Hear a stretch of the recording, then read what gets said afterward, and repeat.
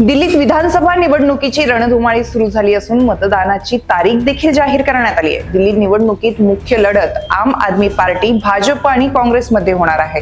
तर सध्या सर्व पक्ष आपापल्या तयारीला लागले आहेत, तर नेते देखील प्रचारात व्यस्त असल्याचं दिसत आहे। तर काही नेते जनतेला आकर्षित करण्यासाठी एकामागून एक मोठमोठी आश्वासनं देताना देखील दिसत आहे। या निवडणुकीत उमेदवारी अर्ज छाननीची प्रक्रिया देखील पूर्ण झाली आहे। उमेदवारी अर्ज छाननीनंतर उमेदवारांची संख्या 719 वर आली आहे। 20 जानेवारीला उमेदवारी अर्ज मागे घेतल्यानंतर किती उमेदवार निवडणूक रिंगणात आहेत ते कळणार आहे। शनिवारी रात्री उशिरापर्यंत सुरू असलेल्या तपासणीत 1522 उमेदवारी अर्जांपैकी 803 उमेदवारी अर्ज रद्द करण्यात आले।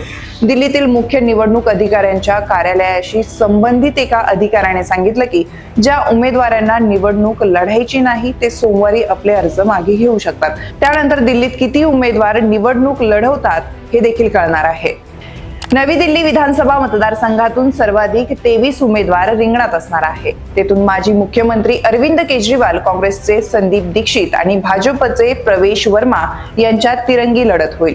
याशिवाय मुंडका, रोहतास नगर आणि जनकपुरीमधून 16, लक्ष्मी नगरमधून 15, बुरारी, आदर्श नगर आणि अकोलातून याशिवाय मुंडका, रोहतास नगर आणि जनकपुरीमधून 16, लक्ष्मी नगरमधून 15, बुरारी, आदर्श नगर आणि ओखाला मधून 14, सिलमपूर, कालकाजी आणि विकासपुरी, द्वारका आणि मतियाला विधानसभा मतदारसंघातून 13 उमेदवार रिंगणात आहेत। त्याचवेळी रोहतास नगरमध्ये किमान 5 उमेदवार रिंगणात असणार आहेत। मित्रांनो, तुम्हाला ही माहिती कशी वाटली हे आम्हाला कमेंट करून नक्की सांगा आणि दिल्ली विधानसभा मतदारसंघातील ज्या निवडणूक होणार आहे त्याबद्दलचे अपडेट्स जाणून घेण्यासाठी वन इंडिया मराठीला सबस्क्राईब करायला विसरू नका।